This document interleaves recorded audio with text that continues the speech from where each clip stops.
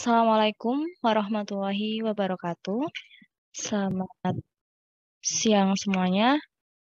Pada kesempatan kali ini kami dari kelompok 5 akan presentasikan mengenai proyek akhir yang telah kami buat, yaitu pengimplementasian algoritma Dijkstra dalam program menghitung jarak rute tercepat.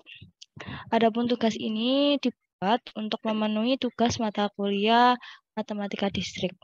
Adapun anggota dari kelompok kami, yang pertama ada saya sendiri, yaitu Yeski Arina Isnalifa dengan 3 digit NIM terakhir 015, kemudian ada M. Iksanul Baigovic dengan 3 digit NIM terakhir 049, ketiga ada Alda Agustina Sari dengan 3 digit NIM terakhir 055, dan anggota keempat kami ada Aulia Firly Hakim dengan 3 digit NIM terakhir 071.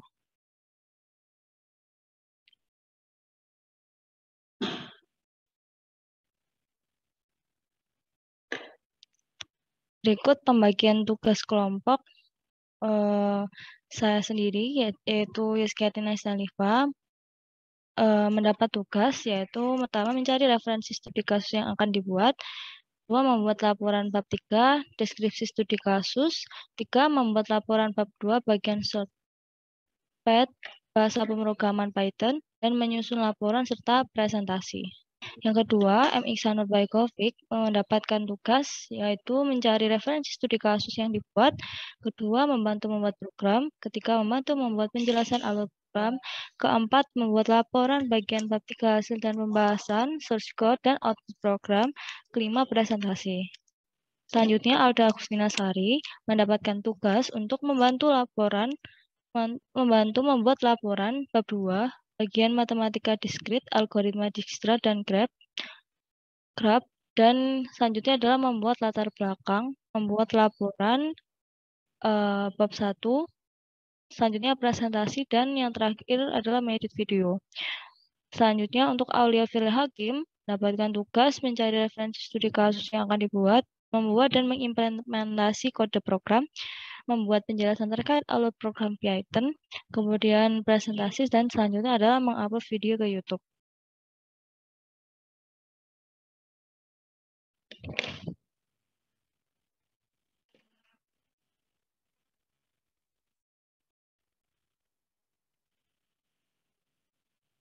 Bab 1, pendahuluan. Ya, latar belakang dari laporan kami adalah di mana dalam kehidupan sehari-hari tentunya tidak dapat dipungkiri bahwa kita akan merasa jenuh dengan kegiatan sehari-hari.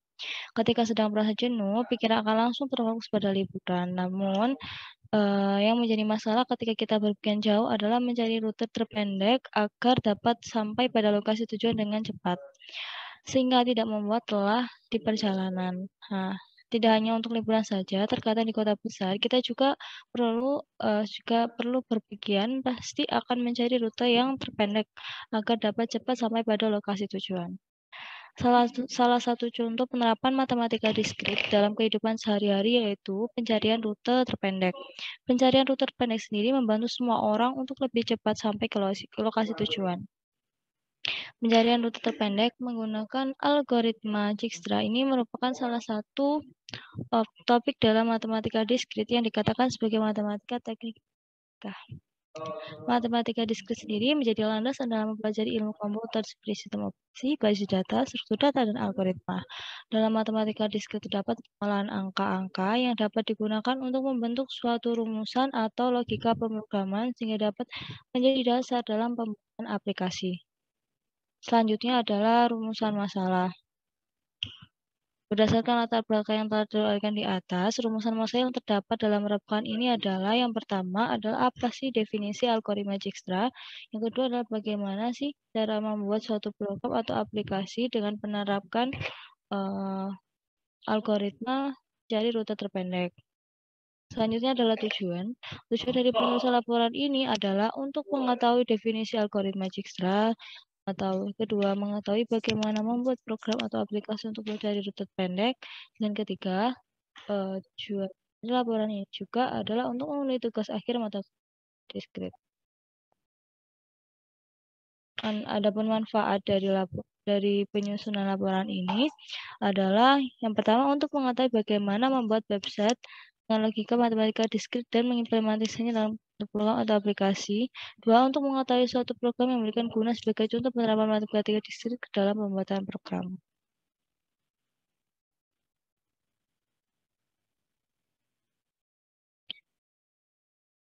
Lanjut, bab 2 akan dijelaskan oleh teman saya.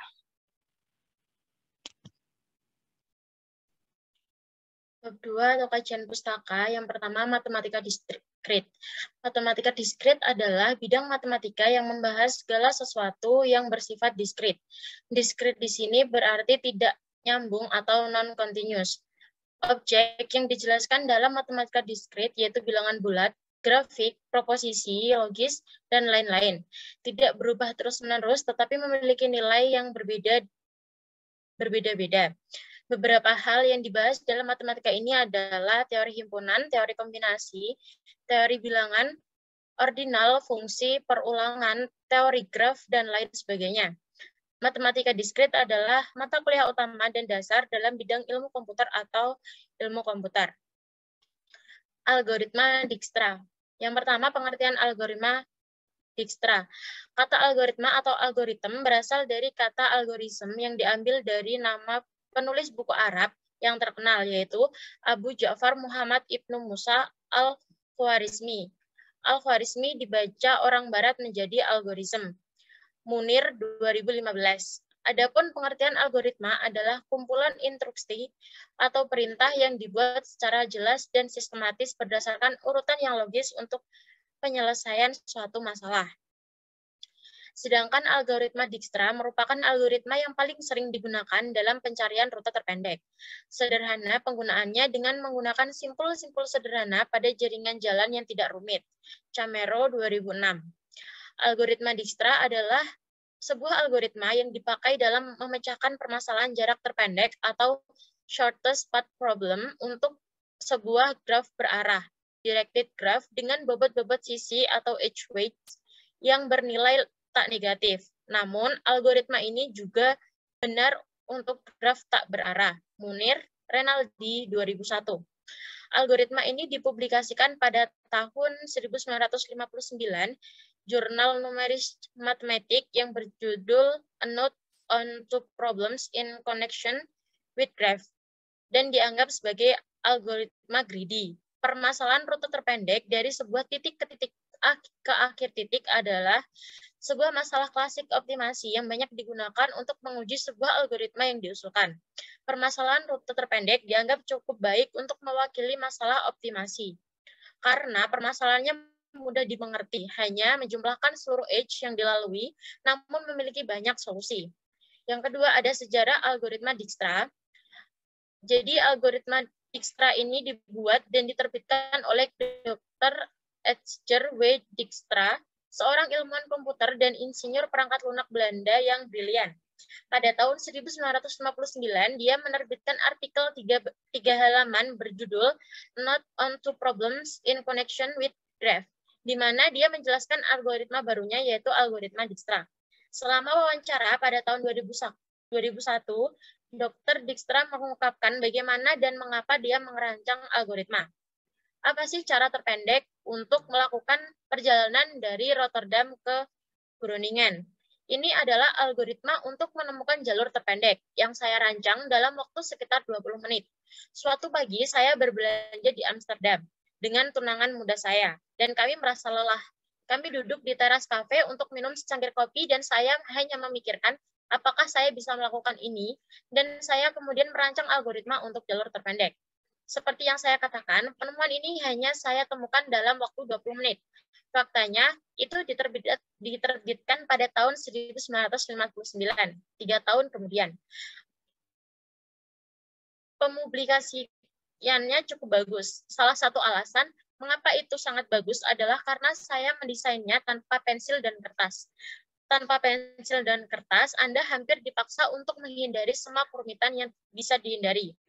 Akhirnya, algoritma tersebut jadi. Saya sangat heran karena ini adalah salah satu landasan ketenaran saya. Seperti dikutip dalam artikel Edsger W. Dijkstra dari wawancara dengan Edsger W. Dijkstra.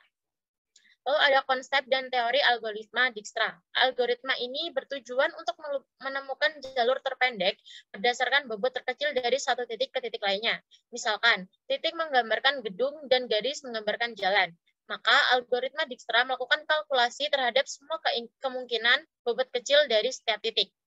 Menurut Andrew Goldberg, peneliti Microsoft Research Silicon Valley, mengatakan ada banyak alasan mengapa peneliti harus mempelajari masalah pencarian jalan terpendek ini.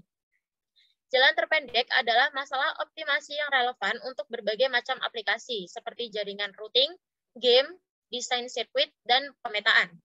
Deskripsi matematika untuk grafik dapat diwakili G dalam kurung V.E, yang berarti sebuah grafik G didefinisikan oleh satu set simpul vertex sama dengan P dan koleksi H atau E. Nah, algoritma Dijkstra ini bekerja dengan membuat jalur ke satu simpul optimal pada setiap langkah. Jadi, pada ke langkah N, setidaknya ada N node yang sudah kita tahu jalur terpendek. Nah, prinsip kerja algoritma Dijkstra adalah yang pertama, pada setiap langkah, ambil sisi yang berbobot minimum yang menghubungkan sebuah simpul yang sudah terpilih dengan sebuah simpul lain yang belum terpilih. Yang kedua, lintasan dari simpul asal ke simpul yang baru haruslah merupakan lintasan yang terpendek di antara semua lintasannya ke simpul-simpul yang belum terpilih.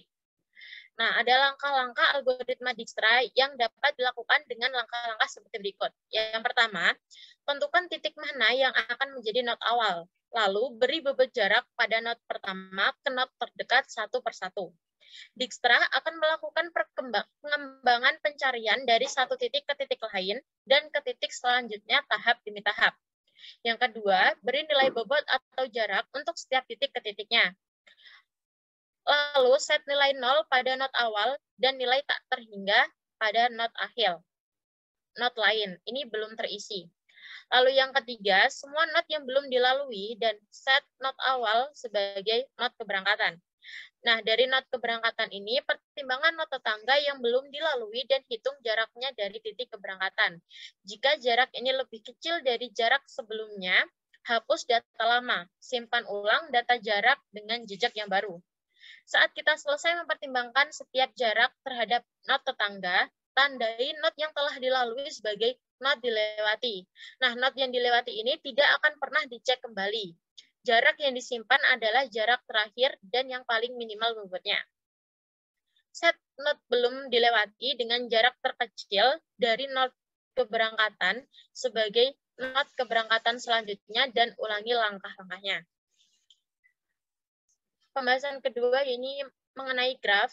Graf merupakan pokok pembahasan keilmuan matematika yang cukup lama. Namun teorinya banyak digunakan dalam aplikasi modern. Teori graf sendiri bermula dari seorang ahli matematika Swiss bernama Leonhard Euler pada tahun 1736. Teori tersebut lebih dikenal dengan penyelesaian masalah jembatan Königsberg. Graf adalah sepasang set V, I, yang mana V adalah set himpunan kosong yang elemennya disebut dengan vertex atau simpul, dan E adalah kumpulan dua elemen set V yang disebut dengan edge atau tepi. Jika G adalah sebuah graf yang terdiri dari vertex V dan rusuk-rusuk I, maka kita dapat menuliskan G sama dengan dalam kurung V, I. Lalu ada jenis-jenis graf. Jenis-jenis graf dapat dibedakan berdasarkan ada tidaknya gelang atau sisi ganda pada suatu graf, jumlah simpul, dan orientasi arah pada sisi. Tipe graf berdasarkan orientasi arah pada sisi dapat dibedakan menjadi yang pertama, graf berarah. Graf berarah adalah suatu graf yang setiap sisinya diberikan orientasi arah. Sebuah graf terarah G terdiri dari suatu himpunan V yang disebut vertex atau titik dan suatu himpunan I yang disebut dengan edge atau rusuk. Sedemikian rupa sehingga tiap rusuk-rusuk E dihubungkan dengan pasangan vertex tak terurut. Kemudian jika terdapat rusuk E1 yang menghubungkan dua buah vertex V1 dan V2, maka dapat menuliskan I1 sama dengan dalam kurung V1, V2. Untuk contohnya seperti gambar yang tertampilkan. Lalu yang kedua ada graf tidak berarah. Graf tak berarah adalah graf yang kedua sisinya tidak mempunyai orientasi arah, sehingga graf tidak terarah G memiliki suatu himpunan V yang disebut vertex dan suatu himpunan I yang disebut edge.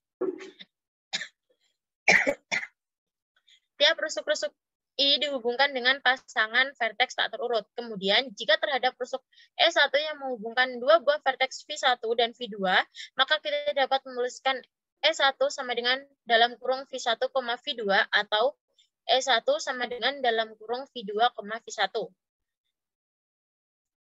Lalu ada tipe graf berdasarkan ada tidaknya gelang atau sisi ganda ada sebuah graf. Dapat dibedakan menjadi yang pertama ada graf sederhana atau simple graph. Graf sederhana ini adalah graf yang tidak mengandung gelang maupun sisi ganda. Simple graph G sama dengan dalam kurung V, I. Terdiri dari V yaitu set dari vertex dan I adalah set dari pasangan elemen V yang disebut edge. Sebuah edge menghubungkan dua vertex yang berbeda dan tidak terdapat edge lain yang menghubungkan dua vertex yang telah terhubung tersebut. Lalu ada graf tak searah atau unsimple graph. Graf tidak sederhana, maksud saya graf tidak sederhana adalah graf yang mengandung sisi ganda atau gelang. Graf tak sederhana dapat dibedakan menjadi dua. Yang pertama graf ganda atau multigraph, yaitu jika sebuah vertex terhubung dengan vertex lain hanya melalui sebuah edge, sehingga tiap rusuk-rusuk E dihubungkan dengan pasangan vertex tak terurut. Kemudian, jika terhadap rusuk E1 yang menghubungkan dua buah vertex V1 dan V2, maka kita dapat menuliskannya I1 sama dengan dalam kurung V1, V2. Lalu ada graf semu atau pseudograph. Pseudograph adalah jenis paling umum dari grafik berarah yang bisa mengandung loop dan beberapa edge. Nah, definisi graf sendiri dapat diperluas sehingga mencakup graf berarah ganda. Nah, pada graf berarah ganda ini, gelang dan sisi ganda diperbolehkan ada. Lalu ada shortest. Lintasan terpendek di dalam graf atau shortest path problem adalah sebuah permasalahan untuk menemukan sebuah jalan antara dua vertex. Graf yang diacu adalah graf berbobot atau weighted graph, yaitu graf yang tiap sisinya diberikan suatu nilai atau bobot. Nah, bobot pada sisi graf dapat menyatakan jarak antar kota. Kata terpendek pada persoalan lintasan terpendek berarti meminimalisi dari bobot pada suatu lintasan di dalam graf. Terdapat beberapa jenis persoalan lintasan terpendek, antara lain yang pertama, lintasan terpendek antar dua buah simpul tertentu, lalu lintasan terpendek antara semua pasangan simpul, yang ketiga ada lintasan terpendek dari simpul tertentu ke simpul yang lain, lalu yang keempat ada lintasan terpendek antara dua simpul yang melalui beberapa simpul tertentu. Suatu uraian pemecahan persoalan tentang graf berbobot G sama dengan dalam kurung V, I dan sebuah simpul A. Penentuan lintasan terpendek dari A ke setiap simpul lainnya di G. Asumsi yang kita buat adalah bahwa semua sisi berbobot positif. Nah, ini adalah contoh grafnya. Pada lintasan terpendek dari simpul 1, semua simpul lain diberikan pada label di bawah ini, diurutkan dari lintasan terpendek pertama, kedua, ketiga, dan seterusnya. Dari tabel di atas, terlihat bahwa lintasan terpendek dari 1 ke 2, berarti juga melalui lintasan terpendek dari 1 ke 3 dan 1 ke 4. Lalu ada bahasa pemrograman Python. Python adalah salah satu bahasa pemrograman yang dapat melakukan eksekusi sejumlah instruksi multiguna secara langsung atau interpretatif dengan metode orientasi objek. Python adalah suatu bahasa pemrograman yang dapat melakukan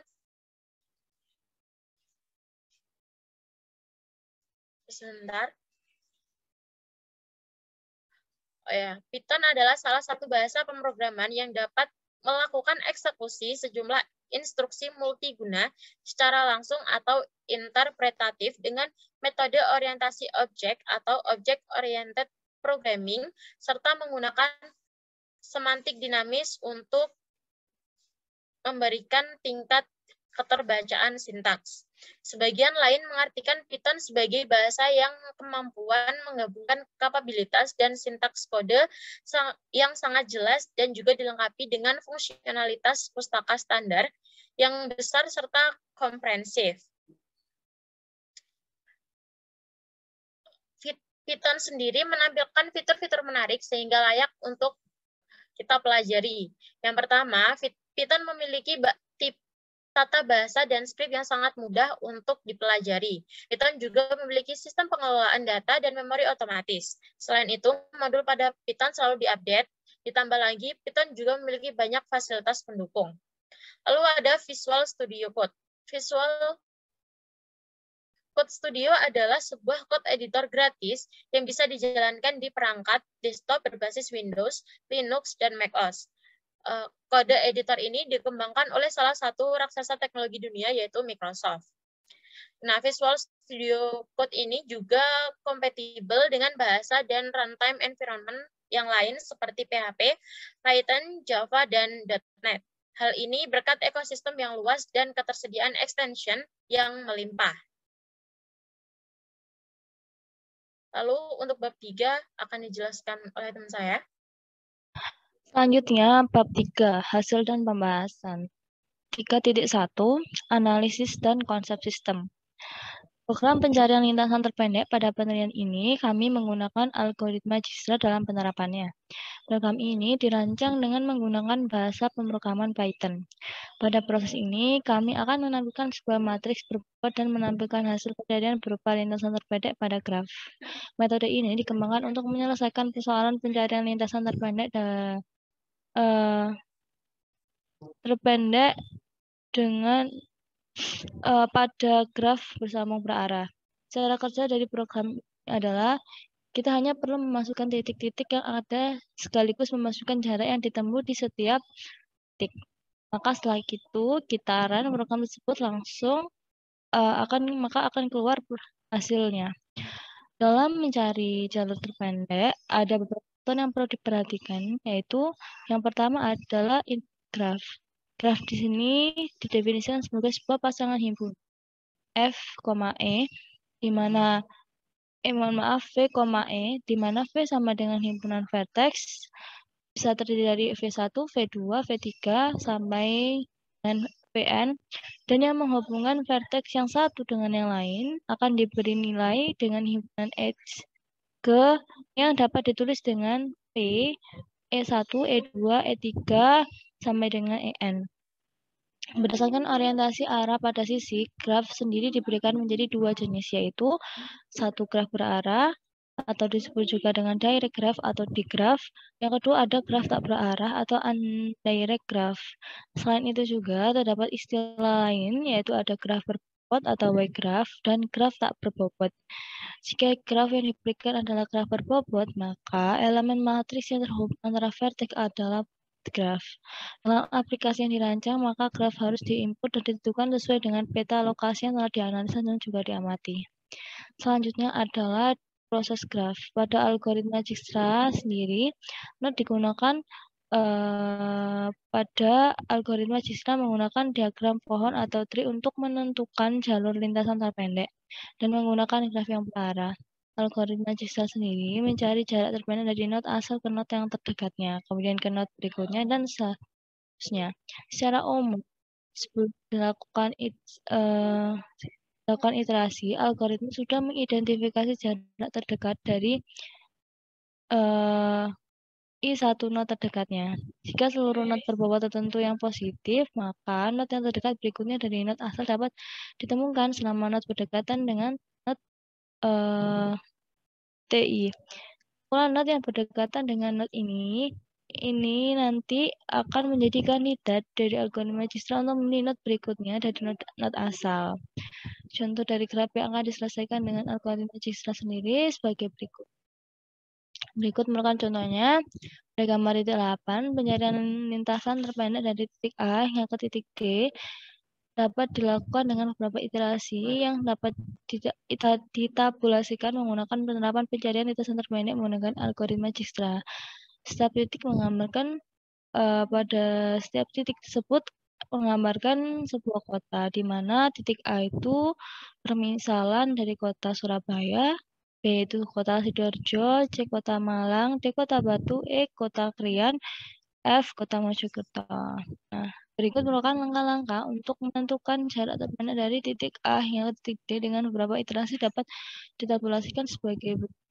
Yang pertama adalah yang caranya pada awal satu not yang belum dipilih diinisialisasi dengan tak hingga koma strip. Dan yang sudah terpilih diinisialisasikan dengan angka 0 dimulai dari not A. B, kemudian kita menentukan bobot dari not yang langsung berhubungan dengan not sumber, di mana not sumbernya itu adalah terletak pada not A.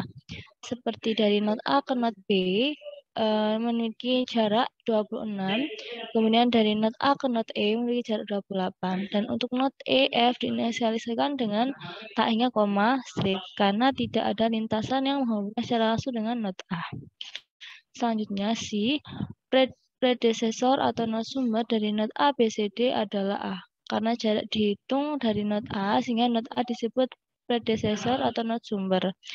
Sedangkan untuk not EF diinisialisasi dengan koma strip. Dikarenakan tidak ada lintasan arus yang langsung menghubungkan dari not A, sehingga jarak tidak ada. Dari penulisan jarak terpendek dari algoritma jasa ini didapatkan hasil sebagai berikut.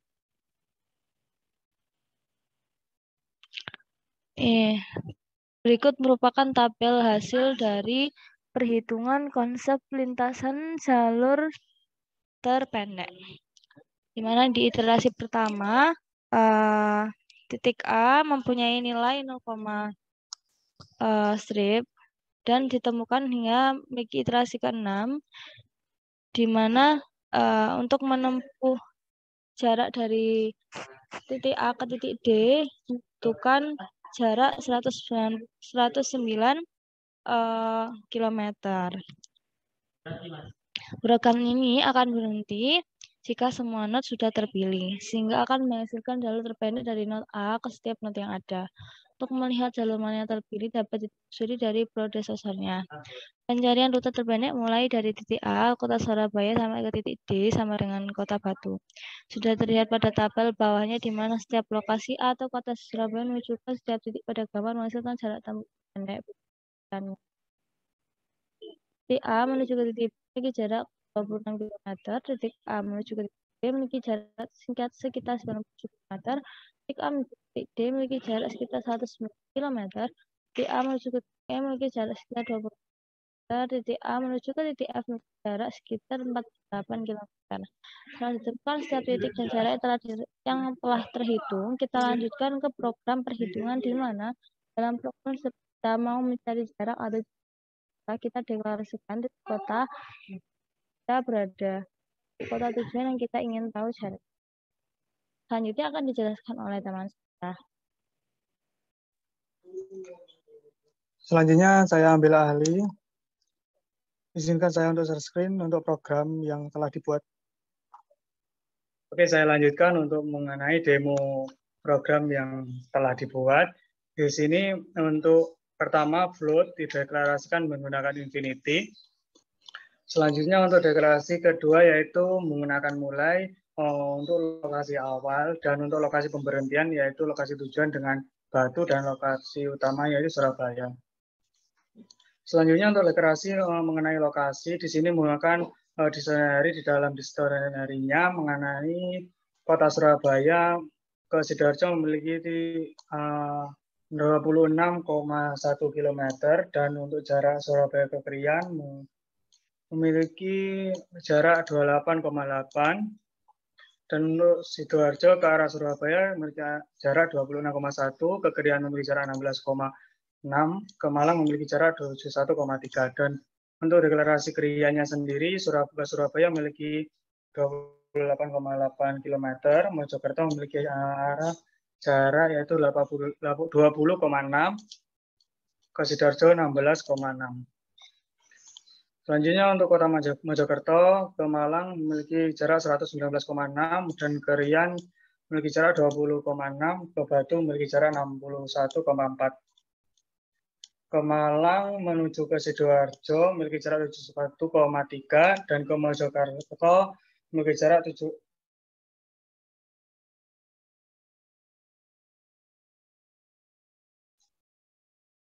Selanjutnya untuk Kota Batu menuju ke Malang memiliki jarak 17,3, ke Mojokerto memiliki jarak 61,4.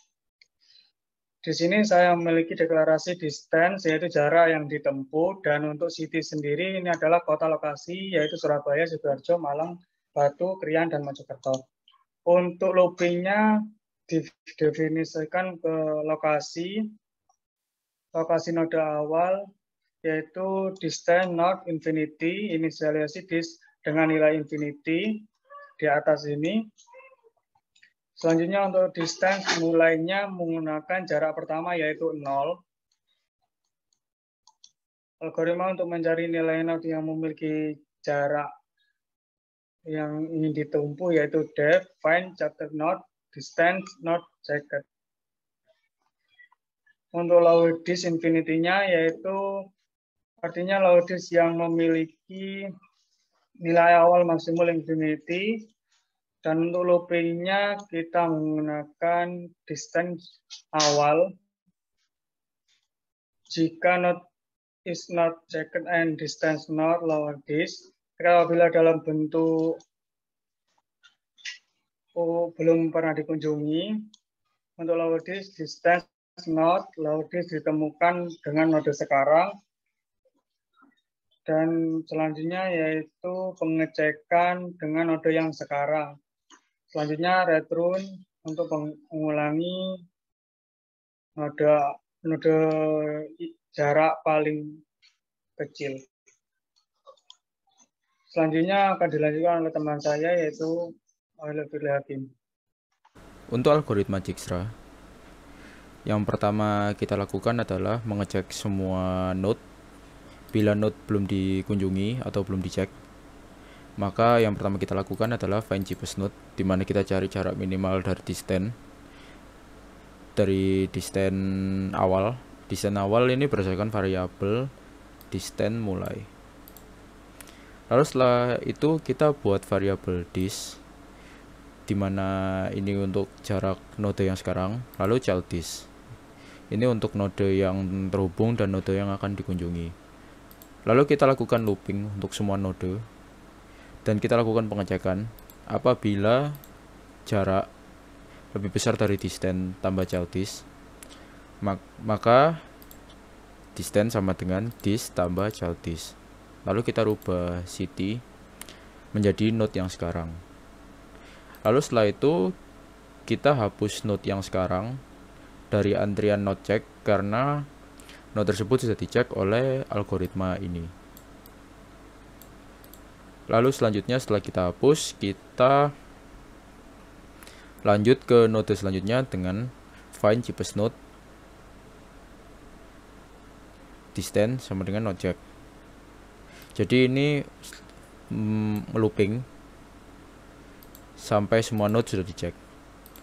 Ketika jarak sudah ditemukan, maka sistem akan mencetak jarak tempuh terpendek dari variabel mulai ke variabel berhenti sejauh distance kilometer.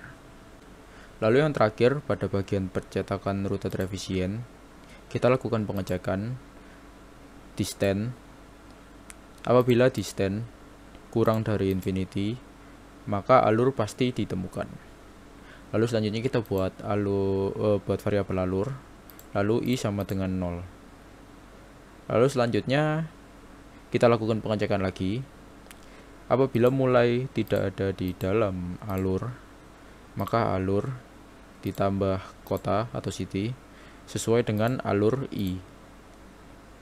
Lalu i sama dengan 1. Lalu setelah itu sistem akan mencetak seperti berikut. Jarak tempuh terpendek dari Surabaya ke Malang adalah sejauh 97,4 km. Lalu alurnya adalah Surabaya, Sidoarjo, Malang. Untuk selanjutnya akan dilanjutkan oleh teman saya. Lalu yang terakhir ada bab 4, penutup. Kesimpulan, dari penelitian dan hasil implementasi algoritma Dijkstra berdasarkan lintasannya maka dapat diambil kesimpulan bahwa dalam penentuan jarak terpendek algoritma Dijkstra beroperasi dari not awal atau sumber ke not tujuan, di mana masing-masing not memiliki nilai jarak yang telah ditetapkan. Dengan menggunakan metode Dijkstra ini dapat ditentukan jalur terpendek dari sebuah jalur perjalanan dengan menentukan vertex awal dan vertex tujuan, serta membandingkan nilai vertex tersebut. Nah, berikut merupakan hasil dari pembahasan laporan yang berjudul Implementasi Algoritma Dijkstra dalam program menghitung jarak rute tercepat yang dapat kami paparkan. Besar harapan kami, laporan ini dapat bermanfaat untuk kalangan banyak. Penulis menyadari laporan ini masih jauh dari sempurna. Oleh karena itu, saran dan kritik yang membangun sangat diharapkan agar laporan ini dapat disusun menjadi lebih baik lagi di masa yang akan datang. Sekian presentasi dari kelompok kami. Kurang lebihnya mohon maaf apabila ada perbuatan atau perkataan yang tidak kami sengaja. Kami mohon maaf yang sebesar-besarnya. Sekian, terima kasih. Wassalamualaikum warahmatullahi wabarakatuh.